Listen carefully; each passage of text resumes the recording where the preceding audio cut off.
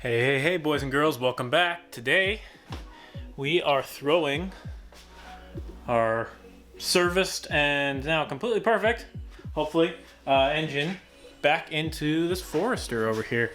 So, off camera, between the last video and this one, I did a couple things real quick. I had actually attached your drive belt pulley here. And then we'll have to mess with that a little bit later because the AC belt on this is a little bit different than what you normally see on most cars, what I've had to deal with on most cars anyway. Then we also threw on our ground strap and bracket and things like that. There was some weird stuff going on. This car had an extra ground and the normal ground was broken, so I don't know who fixed something on this car at one point, but actually you can see it right here. That's the normal ground strap, and you can see it's broken, frayed, cut. Something happened over here. And then there was another ground strap, and that was off to the side on this side, just bolted into the block. And that was just added, and that was what was holding us up initially when we were pulling this out. So yeah, we'll get to go put the engine in and get this thing started and back onto its rightful owner and on the road. So let's go.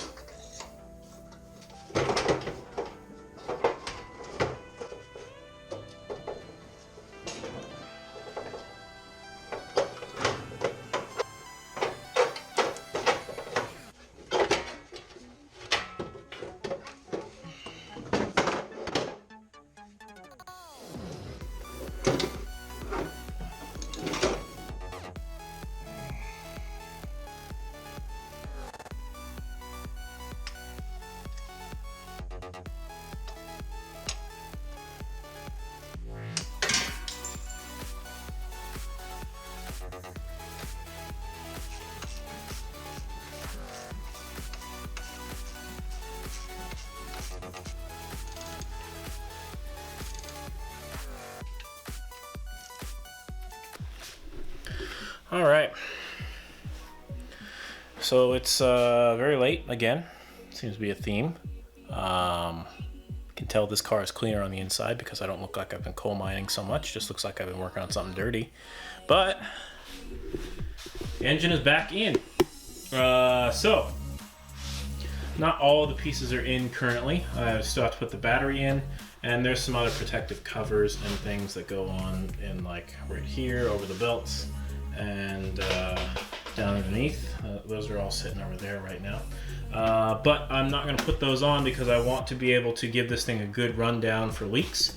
So I basically just installed everything that is probably necessary to make sure the engine doesn't freak out because of something I didn't install, which is why I installed this here as opposed to just leaving it open to the air box, because that'll pull hot engine air and it might throw some weird stuff.